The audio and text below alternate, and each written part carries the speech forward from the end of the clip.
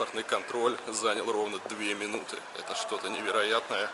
И почему-то они сейчас пропускали через зону без пограничников, где для граждан США 2 минуты. Все, теперь выходим на свободу с чистой совестью. Заказал, не Uber, а Lyft заказал. У меня 10% скидка здесь на него. И до Манхэттена будет стоить 50 с чем-то долларов. Сейчас мой водитель едет, мы стоим pick-up зона.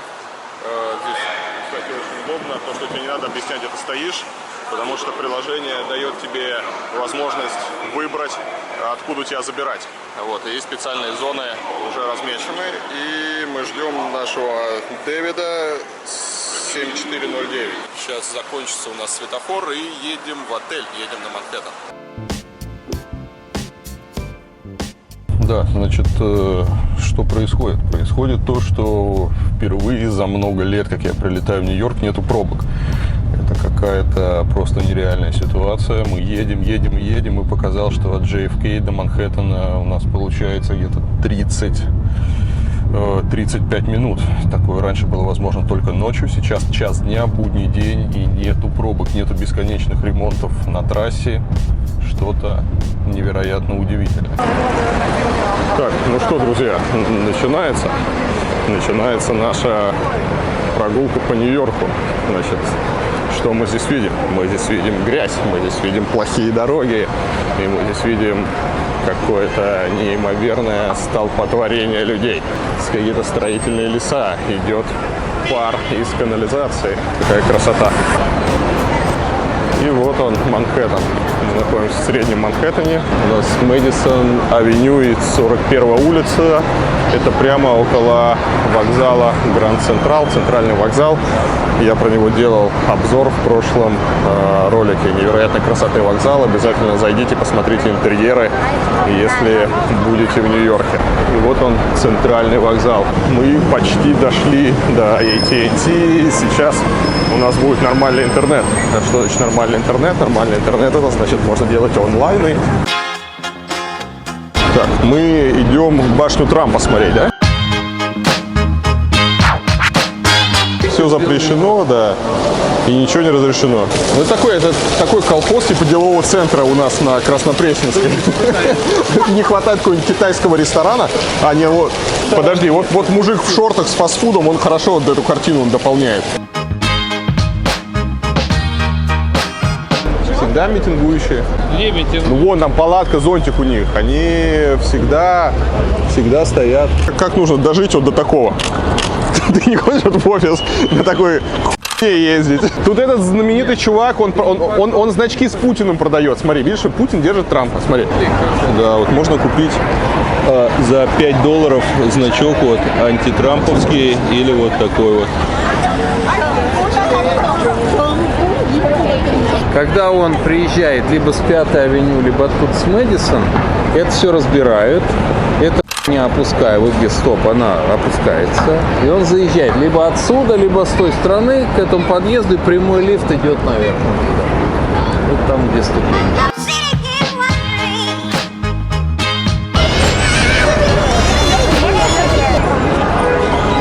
Это как раз здесь есть этаж, где все по $500. Да. Очень. Подожди, а номер 1, вот. Если вот это барахло просто не так красиво развесить, оно будет стоить сразу в 2 раза дешевле. Если его накидать в корзину, будет в 4 раза дешевле. Что они в одну сторону и в другую. Вот может быть серебряная, да, а тут... То есть за $1000 можно, ну недорого, кстати.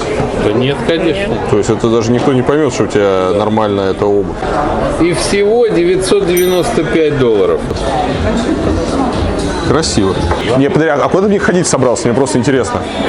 Вот в этих тапках за $1000. За $1000 вот эти вот мохнатые тапки ты в какой момент надеваешь?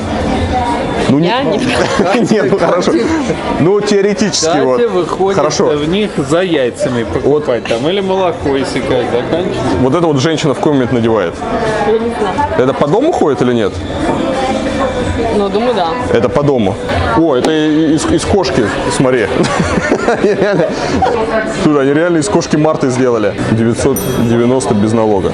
Не думаю, что дорого. 1290. 1650. Нет, шарф здесь, я думаю, шарф стоит штуки полторы вот это. Не проехать, не пройти. А все почему? Потому что нету Собянина, который расширил бы здесь тротуар. Да, все идут на электричку, едут в свои Бирюлево. Да, встретились две женщины. Так, и вот он парк. Кто хотел сказать, а как парк без бомжа? А тут вот и бомж. Нормально. Не, бомж на месте. Бомж на месте. Такое вот простенькое благоустройство. То есть от 11 до 6 просто здесь нельзя. Знаешь, как бы это средством вот, Это от бомжей. бороться с бомжами, да. То есть это формальная возможность до него добиться то, что он здесь стоит. То есть сюда ночью приходит полицейский и говорит бомжу пошел вон. То есть вот он сейчас здесь лежит и по идее по закону никто ничего не может сделать, он хочет и спит. А из-за вот этой вот прекрасной таблички ночью к бомжу придет дядя полицейский и скажет уходи отсюда. Вот что мне нравится в Америке в плане любого благоустройства, строительства, что все делается основательно. Потому что в России или там в Китае постоянно используются какие-то элементы, да, которые вот внешне, да, они выглядят как пойми что.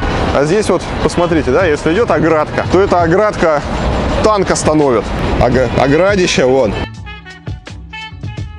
Тут сразу они высаживают взрослые деревья, как и положено. И такой вот еще, видите, интересный способ, чтобы никто не ходил по газонам, они так огораживают лавочкой. Здесь такая вот длинная, красивая лавочка. Такое простенькое благоустройство площади около метро. Детская площадка. Добро пожаловать. Хоть мы и не совсем дети, но мы посмотрим. Вот это по-настоящему мягкое покрытие. Оно прямо супер мягкое. Они, сволочи, настолько все хорошо сделали, что мы не поднимем. Здесь такая вот детская площадка. Видите, она с навесом. Навес от солнца. Здесь такая конструкция с разными веревками. Посмотрите. Я нашел монетку! Я нашел монетку! Да, 25 центов. Смотри, там еще на такой вот пружинчатой сетке 2 слоя на бетоне. Потом вот это сколько сантиметров? 15, да? Или 10? 10 сантиметров. Она тоже, видите, с такими этими штуками. Вот. И она реально супер мягкая. Потому что в России кладут вот такой сантиметр на бетон. И такие говорят, ну, мы положили мягкое покрытие. Хотя, по сути, вот кладут вот такой вот и забор, да? Вот, смотри, вот китайцы же никогда бы такой забор не сделали. Сделали такой основательный. Тут здесь забор, как в Гуантанамо, чтобы никто отсюда не убежал. Потому что какие-нибудь китайцы, это очень важно, либо у нас, они такие, знаешь, какие-то хлипенькие эти палочки, которые, оно там через полгода все такое становится гнутое, выломанное, такое кривое, косое, а тут прям все основательно. Покрашенное, это как бы это покрытие. Покрытие, это как машину его так прямо. То есть не просто какая-то сраная щеколда, да, а тут такой замок основательный, там, с ключом. В общем, крутой парк. И обязательно питьевой фонтанчик. Еще одна детская площадка. И знаменитый нью-йоркский пластиковый газон. И, кстати, на многих детских площадках они делают такую пластиковую траву. Что, воды нету? Где вода? Воду отключили. Карта Нью-Йорка, да. Манхэттен, Бруклин, Квинс, Бронкс.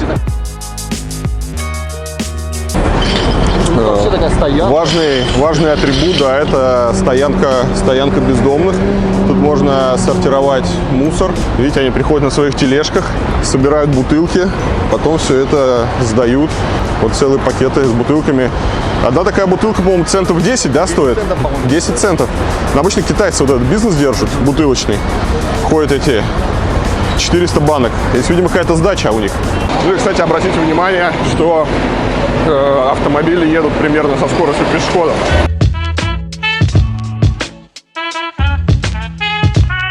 Ну что, кто там жаловался, что по программе «Моя улица» не проехать, не пройти?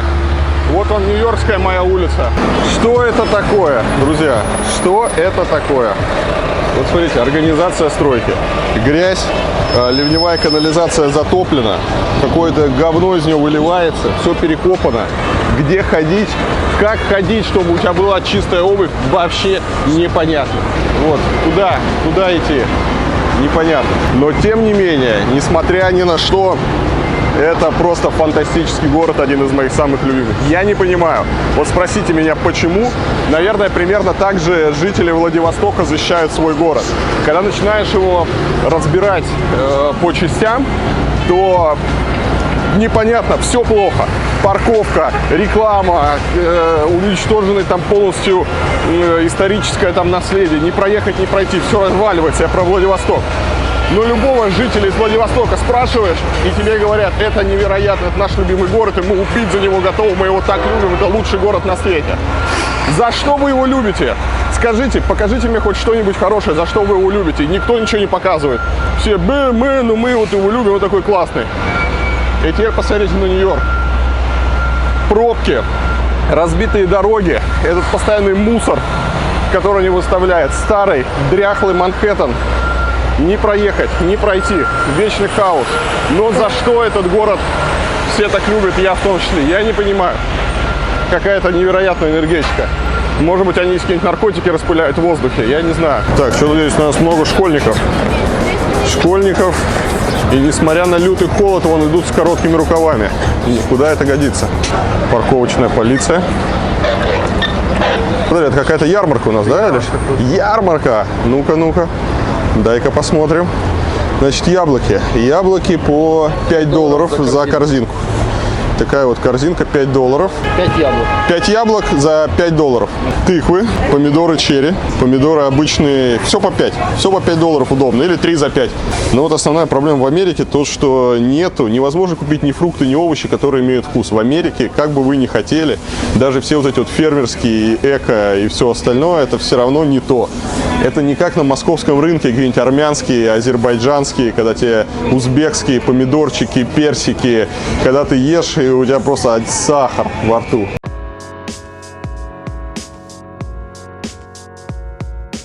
Приезжай в Россию. Через пару лет. Давай, выбери вкусный, по-твоему, помидор, которого ты себе домой бы взял. Давай, на $5 набираем. Давай. Один Не, желтый. самые вкусные тут вот такие будут, но мы Возьми самый, разные, да. возьми, чтобы мы сейчас его попробовали, и я сказал, да, чувак, действительно, это вкусный помидор. Не, но они поштучно тоже продают. Можно, давай один возьмем. Мы обманули систему, взяли помидор за $1. А еще у чуваков есть их мясо. Выглядит оно, кстати, так себе. Давай. Он даже не пахнет. Он даже не пахнет, этот помидор. Сейчас мы его помоем. И сейчас мы посмотрим, что такое, по мнению Димы, вкусный помидор. За $1 купили и за $1 помыли. Вот это, наверное, самый вкусный бок, да, у него? Ну, давай уже.